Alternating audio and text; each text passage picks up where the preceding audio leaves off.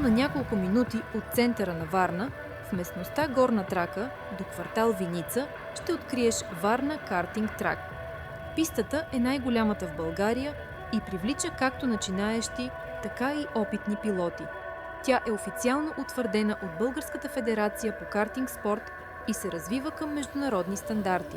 Още щом пристигнеш, ще усетиш атмосферата на моторните спортове. Мирисът на гуми, звукът на двигателите и напрежението преди старта ще те накарат да забравиш за ежедневието. Пистата се простира върху площ от 29 декара.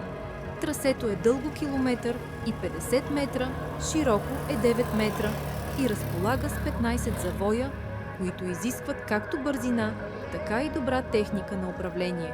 Дори след залез слънце, пистата е осветена благодарение на 14 мощни прожекторни пилона. Тук всяка секунда има значение, а всяка обиколка е възможност да подобриш времето си. На разположение са различни модели картове, а система за времеизмерване следи резултатите. Времето на обиколките се измерва със същата технология, която се използва и във Формула 1. Всеки картинг е оборудван с транспондер и резултатите се отчитат с точност до части от секундата.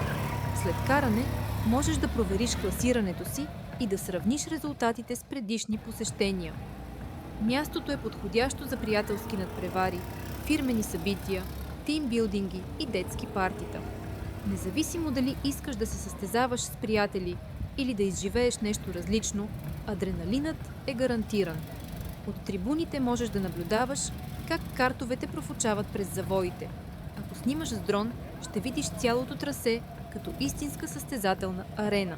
От високо ясно се открояват сложните завои, дългите прави участъци и динамиката на всяка обиколка. Когато състезанието приключи, в теб ще остане желанието за още една обиколка. Картингът е комбинация от скорост, концентрация и емоция, която трудно се забравя.